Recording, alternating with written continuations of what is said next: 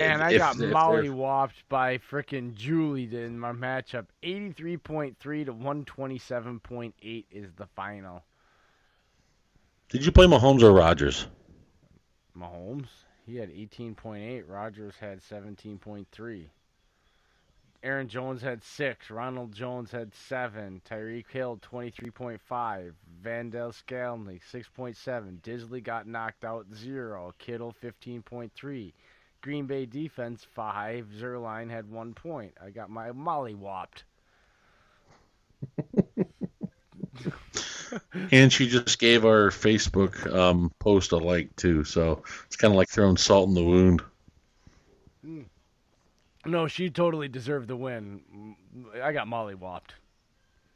Well, I left 25 points on the bench with Terry McLaurin, so yeah, I kind of deserved to lose this week because he would have Congratulations, won me the Julie. game. I bow to thee.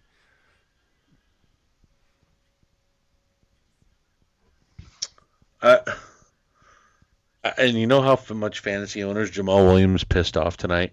Because I know there was some out there that had him on like a try to do a pickup. When he sat on that touchdown, I smiled so much because he knew what was at stake. Because if he scored, you would have gave the ball back to Detroit, and They would have had a chance to win the game with a touchdown. exactly. So he sat down, and I love hearing Rodgers look back to the sideline. He goes, "All right, we're going for the field goal. Okay, go out, kneel the ball, Oh, you done." know how I Eight. talked about the biggest story about LaFleur wasn't talked about?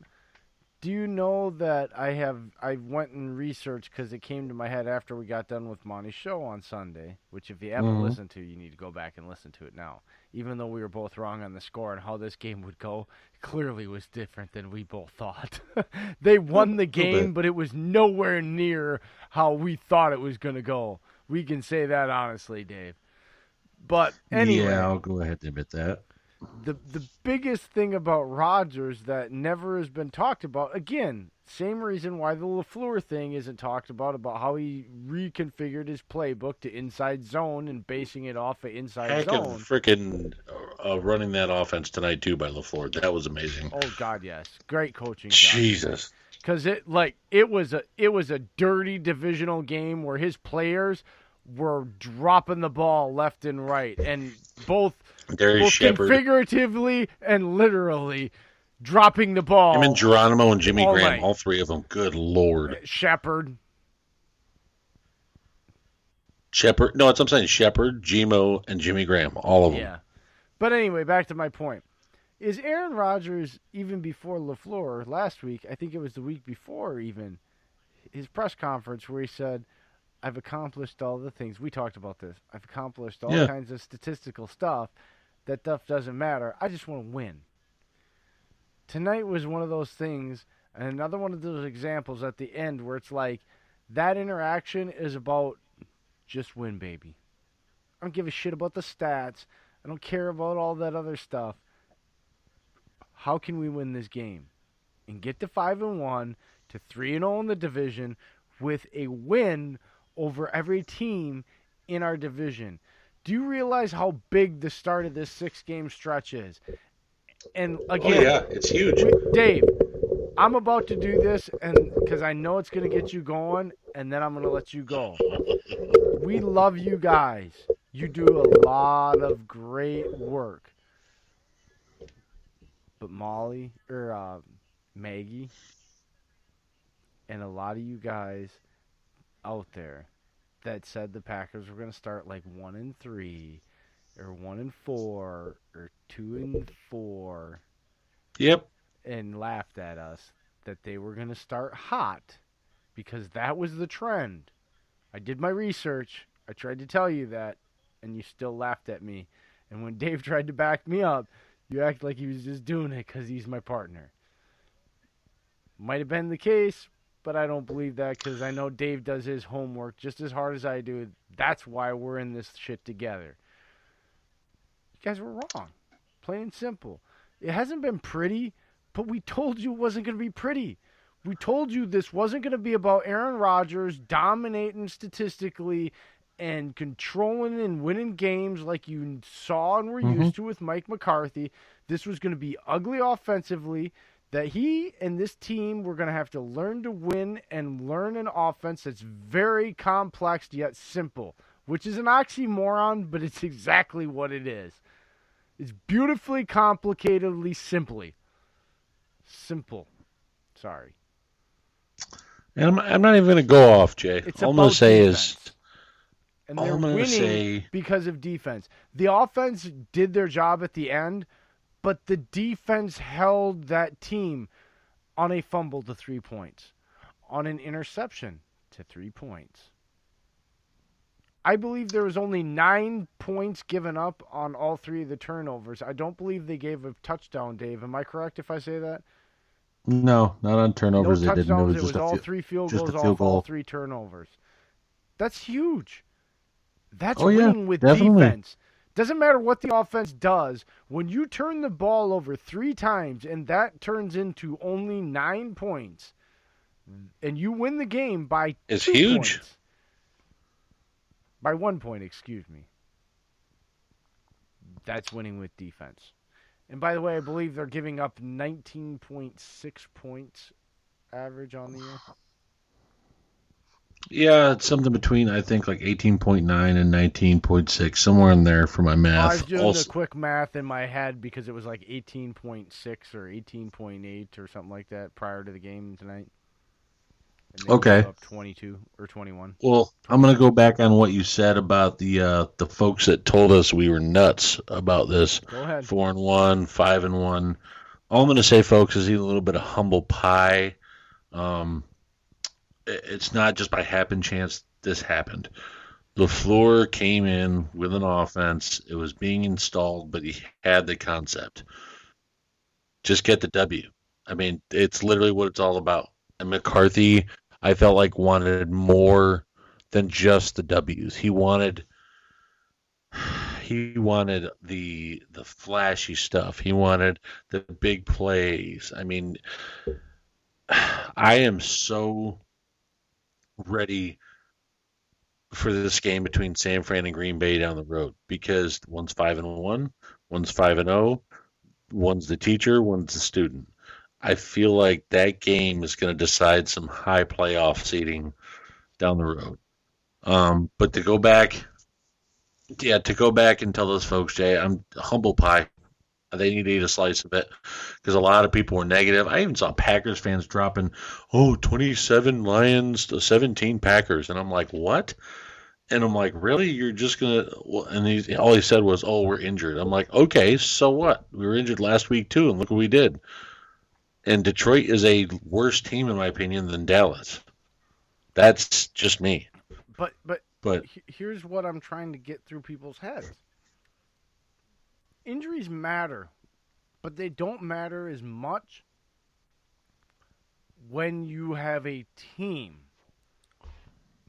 When you have a quarterback on a team, like Dave said, he didn't go over and scream at the wide receivers and berate them and said, "Get these assholes off the field." He went over there's and a he said, video of "Hey, him going out and hey, and hey, hyping him up.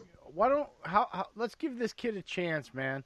You know, these guys they're not having their day. It's okay, whatever, but let's see what this kid can do for us. Worst he's going to do is what's going on tonight. We're having a hard time." It's the defense saying, "You know what? You guys ain't found yourself. We can get pissy at you. We're not going to stand over there and go, well, you guys do your job, do your job." We saw that in Seattle.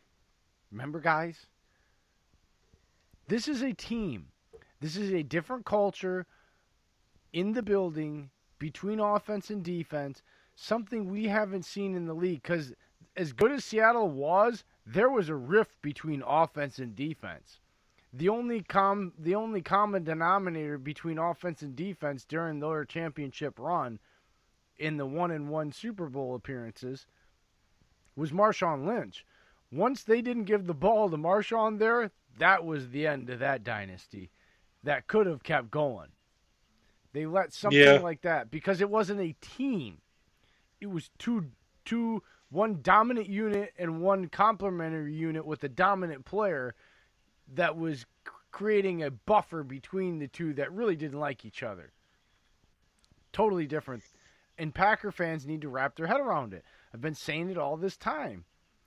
And the roster didn't break down the way I wanted it to, the way I thought it would, but the overall culture is still built and functioning under that type of idea of a roster build, regardless of what the position breakdown is. Do you understand where I'm coming from, Dave? No, I definitely can. I know where you're coming from. Sorry, I was just tweeting out to some folks that eating their humble pie as well. Um, Packers for the win. I don't get it. He's still he's still making comments like every week. I think to myself, Preston and Zadarius Smith can't do it again, and then they do. And I remind him, I say, well, yeah, that's because I'll take Preston and Zadarius Smith over Brian Burns, who you won in the draft, if we And I didn't wanted sign him one of those. too. But yeah, But but that's what I'm going to they're bring not up. If we didn't established sign the guys. Smith, if we didn't bring up the Smiths, if we didn't sign one of them, we would have drafted Burns, and that means we wouldn't have had the production. Burns has less stats than either of the Smiths. I will take both of them over a rookie who is undersized Bingo. compared to these guys. Because how many times have we seen Zadarius with his hand in the dirt, even tonight, where they even said he was He lined up got at his sack defensive tonight, tackle. defensive tackle. Yeah. Okay, and then Preston is lined up on the same side still as the edge. Show me Yep. now. Show me where Brian Burns has done that yet this year. I'll wait None. because None. he's 135 pounds soaking He, wet, or 235 pounds. Excuse me, 240. He's just undersized, and he might get bigger. And he is an athletic freak. And I wanted him. Was I not one of the biggest advocates for drafting Brian Burns? And I'm telling you, I'm happy with what we have at the edge. I'm ecstatic about what Rashawn Gary has already shown he can be, and the fact that he he has had multiple those two pressures guys. tonight. Yes, but he also has those two guys to mold him. Does Yeah. Brian He's Burns in have the that? perfect position. I'm telling you, in 3 or 4 years, I almost could guarantee it. You're going to look back, and Gary is going to be a significantly more consistent and better developed player than Brian Burns will. Telling you. I feel like Brian Burns, as much as I loved him when I watched him in the pros, do you know who the first name in comp comes up to? Guess. Remind me. Oh, just guess quick. Because I think you'll get it. We talked about him recently. Hmm. Repeat it again for me. Just so people hear it. There's a guy that when I watch Brian Burns film in the pros over what he's played so far, the first name as a comp that comes into my head is, and we talked about him recently, Dave, as an undersized edge rusher that just never has panned out because he's basically played out of position undersized. I really don't know. He's an Atlanta Falcon. No, Beasley's a little bit bigger, man. That's who Beasley's got more bulk. I'm saying that's who he comps it because Burns is going to put on some weight. He as a pro, that's going to happen. He's going to put on 5 or 10 pounds. But that's who he reminds me of in comparison. A guy that can bend, looks like an athletic freak, but he never develops the requisite power skills. He's just a one-trick speed pony that can get pushed out of the edge and pushed around in the run game. Like, it's a different guy. That's who I'm seeing. And I could be wrong. It's early yet. I'm just saying right now, that's who I think of when I watch his pro tape. And I Brian love him Burns coming is out of college. 6'5". Vic Beasley's 6'2". We don't have to get into semantics, Dave. You do this shit But to me all the that's time, man. because You do they're not nickel similar. and dime, 5-10 pounds, inch or two difference in height and weight. Do you realize that in my division as a fighter, I'm 5'8". I fought at 155, 145, right?